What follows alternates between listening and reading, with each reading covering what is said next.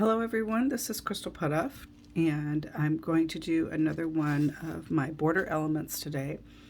This can be used in a border, it can be used in a lot of different ways. I call it netting, so it's this right here. And you can see I used it in different spots around my around this border. For me, what I've learned, the trick to doing this is to line up your lines at the starting point, and I'll show you that. So I'll draw it first with the pencil or with pen. So you can do it in a triangle area, and I'll show you how you can do it in just if you just want to do something like this all along a border. So that's your triangle area. Then, and that can be white, and your netting can be white, or your outline can be white, and you can have the netting be a different color. It's entirely up to you. So I start and I draw lines that would be like this against one of the sides of the triangle. And then, so I don't usually draw this with a pencil. This I would draw directly with the Kiska. If you want to draw a few with a pencil, that's fine. And hopefully your lines would be straighter than mine are here. Then I start at this point and I would draw up. And then I would do that on the other one. So when you draw the first set of lines, you want to try your best to keep them evenly spaced. And then if you always start here at the bottom, then it looks nice and even. I think it does. That's how I do it. Now, if you had a border and say you just wanted to do netting in the whole border. Well, okay. So what I would do is I would do all the lines going one direction. All right. So not really evenly spaced, but do them all going one direction. Then I would come back and I would pick. So I'm going to start here, and then I'm going to pick what I think would be an even amount, and I think it would be this point. So from this point, from this point to this point, I'll draw it and then you see it. So I draw it, so it starts at a point, it goes across two lines, and then it matches up to the next one. So then I would do the same thing here. And I just keep doing that. It's actually very soothing because it's kind of repetitious to do this. But do it slowly so that you don't miss anything. This type of thing can also be done, so you can have this netting, and I did where you cross two, but you can do it however you want. But doing it this way, my lines are kind of at the same angle, and then it kind of makes, well, this pattern doesn't, but if you did it wider, it would actually make diamond shapes inside. This one doesn't because of how I did it, but it looks and it adds, and it looks really complicated, but it's not, and it looks nice in a border. So how would I do that on an egg? So here is one I've started. This was a white egg. I waxed the white part. I dyed it yellow, so you can kind of see the yellow underneath the wax. And then I dabbed green on it and put the green, light green, covered all that area with wax. And this is another cool little thing you can do in a border.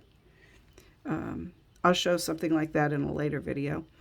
And then I dyed it orange. And so you don't have to rinse it because the orange, the Ukrainian Gift Shop orange, does not have vinegar in it. So the excess green washed away. If you had seen it before, you would have seen like I had green in this whole area, but the orange kind of washed away the green that wasn't covered with wax.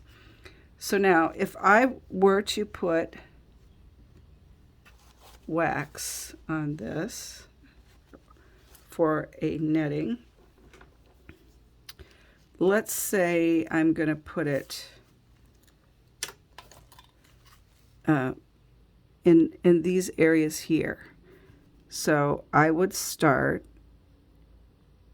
and 1, 2, 3, 4. And then I would go 1, 2, 3, 4. Okay, that was kind of hard to see on the video because the wax isn't coming out real dark. So let me try another one. See if I can get really close. 1, 2. Only enough space for 3 on that one. So can you kind of see those 3 lines? Yeah. And don't do it. I say not what I do. Let me try this again. Okay, let's do it right here. 1, 2, 3. Okay, now I'll turn it and I'll start at that point and go 1, 2, 3. So that's what I'll do in all of those, going all the way around it, and come up with a nice looking element for this part of the border. All right, I'll keep working on that, and this one's got a ways to go yet before it'll be done. So at some point you'll see this hopefully on my website. The website is www.prayerfularts, all one word.com, and it's down in the description of this as well. Oh, I know. I had one other thing I wanted to show you. So this was the Rhea egg that I've been doing different border elements on it. And I have dyed it in this color, which is called Mushroom. This is a Pysanky USA color.